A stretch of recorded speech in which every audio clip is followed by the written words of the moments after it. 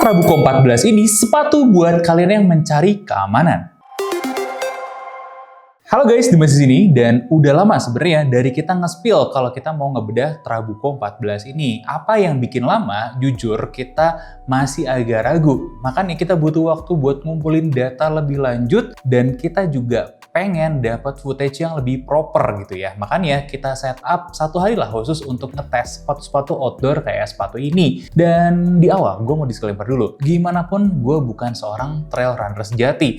Jadi kalau kalian lihat ada hal-hal yang menurut kalian belum pantas, mohon maaf dan silahkan koreksinya. Gue ingin sekali bisa bertumbuh lebih baik lagi. Itu juga yang jadi alasan kenapa kita belum cukup banyak ngetes sepatu-sepatu trail. Karena memang treatmentnya berbeda dan kita sendiri menemukan masih banyak fakta yang menarik di masa-masa pengetesan sepatu ini. Tapi kita rasa kalau kita harus cobain bener-bener sampai habis, waktunya bakal kelamaan. Oh iya, memang kita belum ngetes sepatu ini sampai ratusan kilometer guys. Makanya kita akan ngetes dan memberikan review dari pemakaian yang udah pernah kita lakukan aja. Nah teman-teman, sebelum gue mulai reviewnya, gue mau kasih sedikit impresi yang menarik ya. Berhubung sebenarnya kalau buat sepatu trail brand global yang pernah gue cobain itu hanya dari Nike Zegama 2, makanya ini menjadi sepatu yang sangat menarik. Karena kalau gue boleh jujur, dua sepatu itu betul-betul mirip. Mirip banget, tapi ada beberapa beda yang cukup signifikan. Jadi kayak satu sepatu yang sama, tapi di-tweak sedikit untuk karakteristik yang berbeda. Dan jujur, ekspektasi gue waktu nyobain sepatu ini cukup tinggi. Berhubung Asics, dan gue berharap banyak sama support-supportnya. Tapi paling mantep pas mulai masukin kaki ke dalam sepatu ini, bless, wah rasanya lancar banget. Nah, bukan karena sepatunya, karena gue lagi nyobain kaos kaki dari Stay Hoops, dan ini sumpah enak banget kaos kaki running mereka. Bener-bener kalian harus tahu ada kaos kaki yang size-nya sampai 47, 48, 50 bahkan itu masih bisa, dan ini bener-bener smooth banget feel-nya. Bahkan kalau gue boleh bilang ini adalah kaos kaki terbaik bahkan di compare dengan brand Nike, Adidas, Asics gitu ya kalau dari segi kaos kakinya. Oke, balik lagi ke sepatunya teman-teman ya. Satu hal yang gue suka dari versi 14 Trabuco ini, looknya lebih agak sedikit lebih kalem dan lebih proper ya. Ini ganteng temen-temen ya. Ada hal-hal menarik yang mungkin kurang kita sadarin, tapi di bawah ini ada banyak sekali improvementnya. Oh, dan satu lagi mungkin isu yang harusnya kita jawab di sini adalah udah resolve atau belum masalah sobek samping. Bukan Ortus doang yang punya masalah sobek samping. Nike, Asics juga ada masalah sobek samping dengan sepatu-sepatunya. Nah, salah satunya mungkin kalau kita tahu Trabuco 13 itu ada masalah yang sama. Nah, maka dari itu langsung aja kali ya kita gas bedah sepatunya buat dapet semua jawaban itu.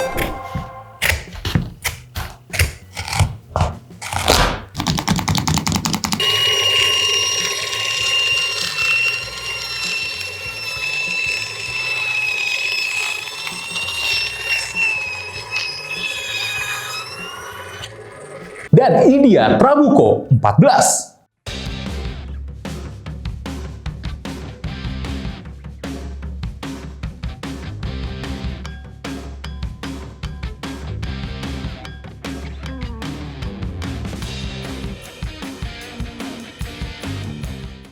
Langsung aja guys, kita mau bahas dari segi uppernya. Kurang lebih ketebalannya itu 1,2 mm, dan kalian bisa lihat sendirilah hasil pengetesan Dremel kita itu nggak jebol. Meskipun mungkin ini bukan yang paling baik untuk standar Asics, tapi sekali lagi Asics membuktikan kalau untuk urusan material, mereka jagonya. Nggak ada kompromi lagi teman-teman ya. Bahkan artinya kalau di-compare sama Trabuco 13, ini udah jauh lebih aman. Langsung kita jawab di sini ya. Reasonnya ada dua. Satu, material yang lebih tahan ya. Yang kedua, ini kayaknya Asics belajar dari pengalaman sebelumnya, dikasih reinforcement yang cukup banyak di sini ya. Kalau gue boleh ngitung, reinforcement itu sebetulnya mulai dari pola mesh-nya, kemudian ditambah lagi ada TPU film layer di sini ya, ketemu lagi dengan TPU film yang di bagian depannya yang apa ya, jadi semacam guard buat ngejagain. Nah, jadi kokoh banget, dilapis lagi sama logo Asics yang kali ini ditaruhnya sedikit di belakang ball of foot ya, di bola-bola kaki. Dan ini adalah titik-titik yang paling lemah kemarin, itu kurang lebih memang robeknya di sekitaran sini. Dan gue ngelihat dengan semua improvement ini, sudah tidak ada lagi potensi buat robeknya. Nah, ditambah lagi dengan ngelihat nih ya, ini dari segi TPU filmnya jauh lebih baik daripada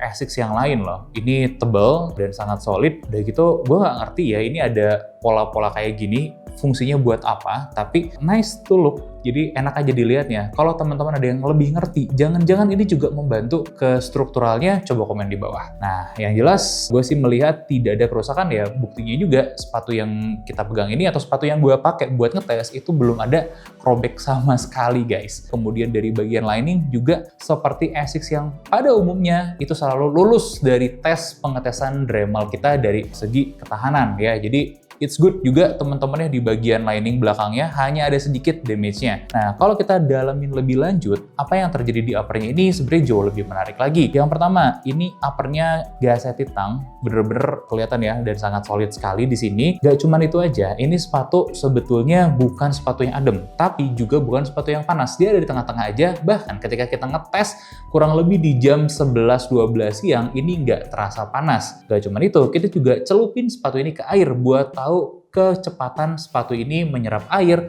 dan kering nantinya. Ternyata dari segi menyerap air ya cepat-cepat aja ya. Cuman ada satu hal yang gue temukan menarik, yaitu air ketika masuk dan keluar lagi itu relatif cepat dan lancar. Kemudian setelah kita tes pun kita biarkan kurang lebih nggak nyampe 24 jam ya.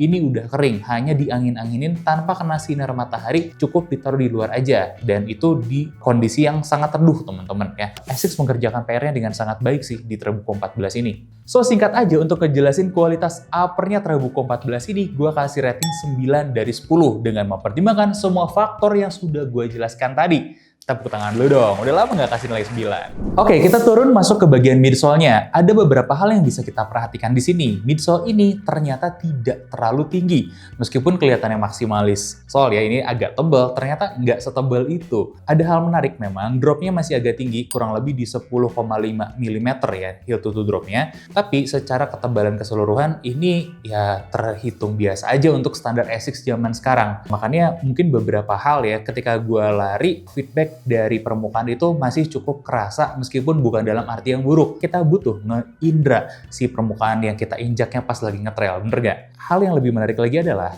karakter midsole-nya ini adalah FF Blast Max yang artinya dia sama dengan Nova Blast 5. Tapi ada yang aneh. Kalau Nova Blast 5 kalian mungkin pakai jadi mantul-mantul, jadi sangat apa ya? Mungkin sebagian ada yang bilang agak squishy ya. Gue nggak nemuin itu di sini. Apa yang terjadi nih ya? Ketika kita injek trek-trek bebatuan, batunya itu bisa diredam impact-nya dengan sangat baik. Bukan nggak kerasa, diredam impact-nya dengan baik, kerasa itu tetap ya. Terus kemudian guncangan-guncangan, permukaan yang nggak rata, yang bikin mendarat kita nggak lurus ya. Biasanya kalau sepatunya salah bisa menimbulkan ankle sprain dan di sini enggak, berhasil dicegah dengan dua faktor sih sebenarnya, dari karakteristik midsole-nya ini yang meredam dan menjaga dengan baik, juga dengan geometri sepatunya. Walhasil gue yang biasanya gampang ankle sprain ini sangat aman dijagain sama si sole-nya. Gak cuman itu aja, justru sole ini kerasa lebih rigid daripada Nova Blast 5. Faktornya apa? Jadi sebenarnya kalau teman-teman balik di sini ada ijo-ijo ya kelihatan di sole-nya. Kalau di colorway biru ini, gue nggak tahu kalau colorway yang lain karena belum lihat, baru ngelihat colorway biru ini doang. Tapi ijo-ijo ini sebenarnya adalah plate yang gue belum tahu bahannya apa, tapi ini membantu mengeraskan ya dan menstabilkan si midsole ini. Dan gue nggak tahu apakah yang dimainkan sama Asics di midsole-nya ini, tapi jelas kerasa jauh lebih empuk. Meskipun di atas kertas, durometernya ini empuk sekali loh. Dimana kita temukan 12 HA ya di bagian heel-nya dan 13,5 HA di bagian forefoot-nya. Ini sangat empuk, terbilang empuk ya teman-teman. Udah gitu karakteristik midsole-nya itu responsif ya, responsif banget dengan energy return-nya. Kalian bisa lihat ya, rata-ratanya bahkan beberapa kali gue nemuin itu bisa tembus 50 cm tuh pantulannya. So itu menarik teman-teman ya, Asics menemukan racikan midsole yang responsif tapi ternyata sangat stabil sambil juga menyerap energy return yang baik. Makanya kita kasih 8,5 dari 10 untuk penilaian layer A2-nya. Sekarang kita masuk ke layer A3 yaitu pembahasan buat outsole-nya, dimana ini adalah ujian ya. Asics Grip dari tahun ke tahun selalu upgrade, tapi masih ada bayang-bayang raja ya. Di segmen trail ini masih ada Vibram, masih ada Continental yang boleh dibilang lah itu menjadi top of mind-nya sekarang. ASICS dengan egonya tentu aja nggak mau pakai Vibram ya. Gimana dengan hasil gripnya? Surprisingly, ini mengejutkan ya. Dan gue kasih spoiler aja, jujur gue ngebandingin sepatu ini bersamaan berbarengan dengan Zegama 2 yang sudah pakai Mega Grip dari Vibram. Jujur, gripnya tidak beda jauh ya. Tapi kalau kalian tertarik buat kita compare dua sepatu ini, boleh silahkan komen aja ya. Berhubung Zegama itu sebetulnya bukan versi terbaru, itu angkatan sebelumnya ya dari Nike. Nah, balik ke ASICS ini teman-teman ya, hal yang positif yang gue temukan, mungkin gue kasih ilustrasi aja. Gue ngetes di permukaan tanah dan pasir saat lagi downhill, lagi naik juga teman-teman ya.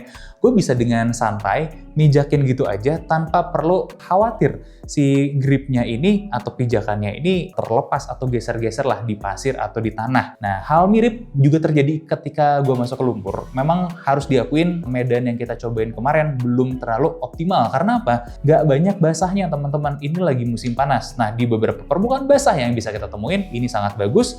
Juga dengan permukaan daun, ini juga masih cukup bagus gripnya. Nah, sedikit insight tambahan dari segi grip-gripannya untuk menjawab safety-nya atau enggak, gue sendiri sudah mengikis lah, sudah mencoba sepatu yang satu lagi, dan ternyata di hasil kikisannya di permukaan kering maupun permukaan basah, licin, itu hasilnya sama-sama aja. Ya, maksudnya kalau ketika kalian ketemu tanah, pasir gitu ya, gripnya tidak berubah banyak. Kemudian ketika ketemu batu yang licin, sama-sama aja. Mungkin gripnya levelnya sama dengan pas masih barunya. Ini jadi menarik karena kalau kita lihat secara durabilitasnya, ini juga oke dari ketebalan atau ketinggian lug yang 4,8 mm. Setelah kita tes Dremel, menghasilkan sisa 3,6 mm. Yang artinya dia hanya berkurang 1,2 mm, yang berarti ada di level sama dengan Vibram dan Continental. So, kita bisa bilang dengan pede, menurut pengetesan kita, ASICS Grip ini sudah ada di level yang sama atau mirip-mirip lah dengan Vibram dan Continental untuk kebutuhan outdoor-nya. Wih, tepuk tangan dulu dong. Nah, berarti untuk layer A ini kita berikan rating 8,6 dari 10. Cukup oke, teman-teman ya. Tapi belum jawab keseluruhan kualitas dari sepatunya. Makanya dari itu, gue akan jawab di layer B dan layer C. Ini ada dua hal yang menarik. Pertama, kita masuk ke layer B dulu ya. Dari segi konstruksinya, ini semuanya aman banget. Gimana cara ASICS me-apply ya TPU-TPU filmnya di sini, itu sangat rapi dan sangat baik sekali bondingnya.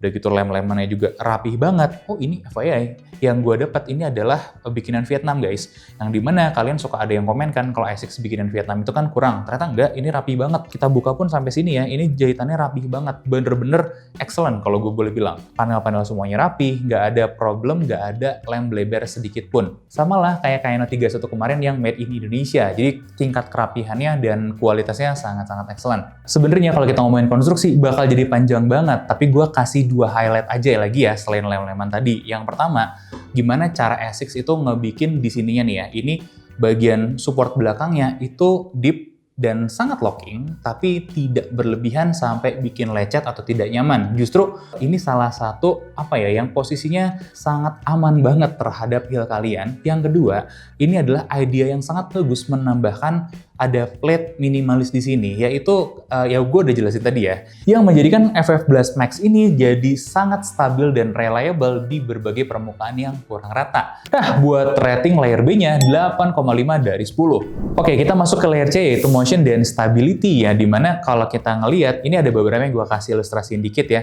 Secara flex point itu tepat di bola-bola kaki, terus torsional dan lateral rigidity-nya itu juga baik ya teman-teman, nggak berlebihan, tapi udah cukup pas. Bahkan plate yang di sini tidak mengganggu sama sekali, justru memberikan kestabilan yang baik. Karena sebenarnya si plate-nya itu nggak over rigid ya, jadi cukup aja. Tapi ada hal yang menarik teman-teman ya. Nah, sebuah pertanyaan gue, bisa nggak sepatu trail ini memberikan gue support seperti Kayano series misalnya, ketika ketemu sama berbagai permukaan? Karena sebelumnya gue udah ngetes Kayano untuk permukaan trail ya. Gue tesnya di Dago kebetulan, dan gue mendapatkan kestabilan dari Kayano 32, Kayano 31 itu sangat baik sekali menghadapi berbagai medan, meskipun seharusnya tidak dilakukan ya teman-teman. Ini pure karena gue penasaran aja. Minusnya adalah di gripnya, karena soalnya salah. Nah, ternyata yang gue dapatkan adalah lebih baik lagi teman-teman. Satu nih ya, ketika menginjak batu-batuan yang gede bahkan ya, si impact-nya itu berhasil diredam dengan baik sehingga tidak mengganggu anggota gerak yang ada di atas. Dan impact-nya cuma ada di sekitaran telapak kaki sampai ankle aja, itu pun 24 jam kemudian itu udah hilang ya, udah recover secara sempurna. Gak cuman itu, karena permukaannya juga nggak rata ya, kita ketemu batu, lumpur, dan lain sebagainya. Apalagi pas lagi downhill itu juga jelas ya, cukup menantang. Ternyata potensi-potensi seperti ankle sprain karena posisi mendarat itu salah, berhasil dieliminir dengan baik. Gue kaget, FF Blast Max ini bisa berfungsi atau bereact seperti sepatu stabilitas atau sepatu support. Bener-bener berhasil menjaga kaki gue tetap lurus, menjaga kaki gue dari ankle sprain, dan meminimalisir impact yang diterima sama ankle gue. Yang biasanya memang gampang banget ankle sprain. Jadi ini adalah sepatu yang bener-bener mengamankan kaki kalian. Ada hal menarik ya yang nanti mau gue bahas di layer E-nya ya teman-teman. Tapi intinya kalau kalian cari yang membal banget atau yang mantul-mantul banget, ini bukan sepatu buat kalian. Nah, layer C ini gue juga berikan rating 8,5 dari 10. Jujur kalau kita ngomongin faktor stability-nya doang, ini nilainya udah 9 dari 10 karena bener-bener stabil. Ya balik lagi tadi ya, gue belum banyak nyobain sepatu trail, tapi yang bisa gue kasih gambaran, beberapa sepatu trail yang lokal ataupun yang luar yang pernah gue coba, itu tidak ada yang menyamai stabilitasnya dari si Trabuco 14 ini. Oke teman-teman, kita masuk ke layer E ini, di mana gue mau bahas satu hal menarik. Banyak orang-orang berekspektasi ketika beli sepatu lari, akan mendapatkan energy return. Ya kalian mungkin bisa lihat juga ya dari tes drop wall kita, ini sebenarnya energy return-nya cukup baik. Tapi gue yakin pasti ada orang-orang yang kecewa sama sepatu ini. Yang pertama, karena feel-nya tidak mantul-mantul. Terus yang kedua, karena feel-nya tidak empuk ya teman-teman. Nah ini akan gue jelaskan sedikit ya. Karena memang menurut pengamatan gue ya dan menurut keyakinan gue, ada hal-hal yang nggak bisa dua-duanya sekaligus, harus dipilih. Ketika itu dipilih, yang satunya nggak dapet. Kebayang ya? Nah, di sepatu ini gue melihat pantulan terlalu tinggi itu juga nggak terlalu dibutuhkan. Karena mungkin itu adalah ranahnya Meta Fuji. Ya kan? Ada line up Asics lain, yaitu Meta Fuji, yang mengedepankan pantulan. Ya, nanti kalau ada rezeki, kapan-kapan mungkin boleh lah ya kita tes. Sebenarnya kita udah pernah cobain sih. Ada tryout-nya di awal tahun kemarin, dan kita udah cobain. Sebenarnya secara penilaian kita, Meta Fuji ini memang jauh lebih mantul lah, kalau dari segi energy return-nya. Oke, nah yang kedua juga empuk. Nggak semua sepatu trail itu harus empuk teman-teman ya, karena untuk melibas trek-trek yang teknikal gitu ya, sorry gue belum terlalu menguasai nih istilah-istilah teknisnya apa aja, tapi kalau gue boleh absen, tanah, pasir, batu, kemudian yang basah-basah juga masuk ke sungai, kita semua udah cek. Belum lagi sama yang banyak rumputnya. Ternyata nggak semua karakter soal yang empuk itu bisa aman ya dengan kondisi-kondisi tersebut. Contohnya lagi downhill aja misalnya, terlalu empuk juga agak keganggu nih kestabilannya. Justru dengan tingkat kekerasan kayak gini, ini nggak keras-keras banget juga by the way ya, mungkin lebih keras lagi speed code 6 bahkan. Ini menawarkan kestabilan yang baik, dan kestabilan itu berujung pada keamanan. Nah, penting keamanan dalam sebuah sepatu trail. Nah, gue ngeliat itu adalah goal dari sepatu ini. Sepatu yang bisa diajak kemana aja, jaraknya juga nggak butuh yang sampai ratusan kilometer, tapi kalian mau fokus menyelesaikan rute seaman mungkin. Ini adalah jawaban dari semua pertanyaan tersebut ya. Trabuco 14 itu memberikan kestabilan dan keamanan yang baik sebagai sepatu lari outdoor atau trail teman-teman ya, dan dia juga memberikan support yang baik kalau kalian mau hiking. Itu juga penemuan gue teman-teman ya, meskipun gue tidak merekomendasikan bawa beban berat ketika memakai sepatu ini. Please pindah ke boots aja, boots outdoor yang bener teman-teman ya. Maka dari itu, berdasarkan penemuan di layer E ini, kita akan memberikan sedikit point modifier untuk menambah poinnya. Nah, sehingga jadi berapa? Poin akhirnya adalah 8,95, ya hampir 9 ya teman-teman ya. Salah satu sepatu trail yang bisa kita rekomendasikan. Ada catatannya nggak? Ada. Yang pertama adalah untuk permukaan yang basah. Kalau kalian harus ngelewatin terlalu banyak permukaan basah, tetap dibutuhkan ekstra kehati-hatian. Karena ya balik lagi tadi, gripnya itu mungkin bukan yang terbaik, terkhusus kalau ketemu permukaan lumut sebenarnya. Yang kedua, mungkin sepatu ini nggak akan temenan sama batu-batuan yang tajam, karena ya diameter 13,5 yang empuk tadi itu bikin batu-batuan yang terlalu tajam kerasa memang sampai telapak kaki. Tapi apakah akan rusak atau enggak? So far pengetesan gue sih masih aman-aman aja. Dan yang ketiga, balik lagi, ini bukan sepatu untuk kalian pengejar kebut-kebutan atau energy return tinggi. Meskipun memang hasil tes kita cukup responsif teman-teman ya, harus gue akuin ada sepatu outdoor lain yang lebih responsif lagi. Udah tau lah, tadi gue udah notice ya nama-namanya. Perlu nggak sih nanti kita komparatifkan? Karena kebetulan untuk urusan energy return, kompetitor dari Nike itu pakai Zoom X Super Critical Foam loh. yang sudah terkenal ya di road running sebagai salah satu super critical foam terbaik. Tapi buat kalian yang mencari keamanan, nah ini adalah 3 kelebihannya sepatu ini. Yang pertama, dari segi safety, jelas banget ini bener-bener sepatu yang memberikan kestabilan di setiap langkah kalian. Yang kedua, dari segi durabilitas ini sudah jauh meningkat dibandingkan angkatan Trabucco 13 ya tahun sebelumnya. Dan kabar baiknya lagi, menurut gue ini sangat ramah dan cocok buat pemula yang kalau kalian punya budget ekstra, pingin langsung brand global, saran gue sih langsung ke sini aja. Ini buat karakter pemula kayak gue masih sangat ramah sekali, plus bonus 1 poin untuk keringnya juga cepat. Nah, gimana menurut kalian? Asics Trabucco 14 ini ya, sepatu yang ramah pemula, stabil di berbagai permukaan, dan yang paling penting upgrade yang lebih baik daripada versi 13-nya. Coba komen di bawah, terutama buat kalian yang pernah cobain, tinggalin kesan-kesannya mencoba sepatu ini. Dan nextnya harus kita bahas sepatu trail apa lagi? Coba komen di bawah.